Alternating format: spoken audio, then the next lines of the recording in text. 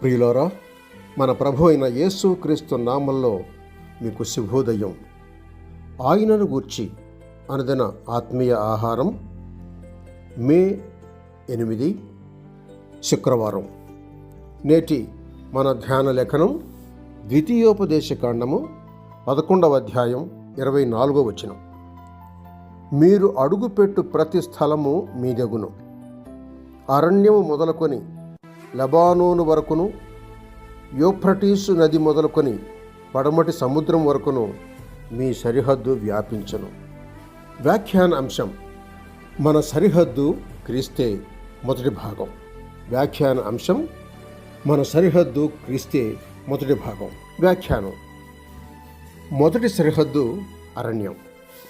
మొదటి సరిహద్దు అరణ్యం. అరణ్యంలో విశ్వాసికి ఆహారం లభించదు. అది ఎండిపోయిన భూమి, దేవుని శాపానికి లోనైంది. కనుక విశ్వాసి అరణ్యంలో దేవుడి చుమన్నాతోనే పోషించబడాలి. మనిషి రొట్టె వలన మాత్రము జీవించడు, దేవుని నోట నుండి వచ్చు ప్రతి మాట వలన జీవిస్తాడు అని ద్వితీయోపదేశకాండంలో 8వ అధ్యాయం 3వ వచనాన్ని, ఆ లేఖనాన్ని పురస్కరించుకొని మన ప్రభువు అపవాదిని గద్దించాడు సువార్తల్లో. ఇంటిని వదిలి వెళ్ళిపోయిన చిన్న కుమారుడికి లభించింది పందుల పొట్టు మాత్రమే. లోకంలో విశ్వాసికి ఆహారం దొరకనే దొరకదు. జీవాహారం క్రీస్తే. యోహాను సువార్త 6వ అధ్యాయం 35వ వచనం చూడండి. ఆయననే విశ్వాసి అనుదినము అనుభవించాలి. ఆయనే మనకు చాలినవాడు. రెండవ సరిహద్దు పర్వతాలు. రెండవ సరిహద్దు పర్వతాలు. ఇవి పర్వతాలు లోకం యొక్క బలాన్ని సూచిస్తున్నాయి. 40 ఏండ్ల క్రితం ఇశ్రాయేలీయులు వాగ్దాన దేశాన్ని వేగు చూడటానికి మనుషులను పంపించారు.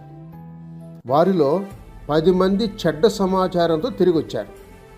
అక్కడ ఆజానుబాహులు ఉన్నారు, వారి ఎదుట మేము మిడతల వలె ఉన్నాం అని. 2 మాత్రం శుభ సమాచారం తెచ్చారు.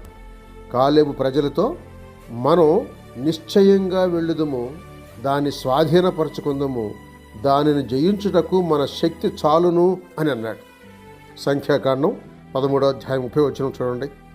దావీదు తన స్వంత శక్తితో గొల్యాతును హతమార్చలేదు.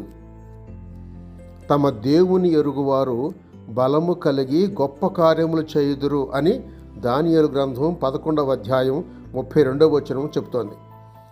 మనలో ఉన్నవాడు లోకంలో ఉన్నవాని కంటే బలవంతుడు అని 1 యోహాను పత్రిక 4వ అధ్యాయం 4వ వచనంలో చూస్తున్నాం. శత్రువు బలమును చూచి మనం బెంబేలు పడాల్సిన పని లేదు. లోకాన్ని, సాతాన్ని, మరణాన్ని జయించిన విజయశాలి మన ప్రభువు మన పక్షంగా ఉన్నాడు. దేవుని మూలముగా పుట్టిన వారందరూ లోకమును జయించుదురు. లోకమును జయించిన విజయం మన విశ్వాసమే. 1 యోహాను పత్రిక 5వ అధ్యాయం 4వ వచనం చూడండి. 2వ భాగం రేపటి సంచికలో. శుభములతో వందనాలు.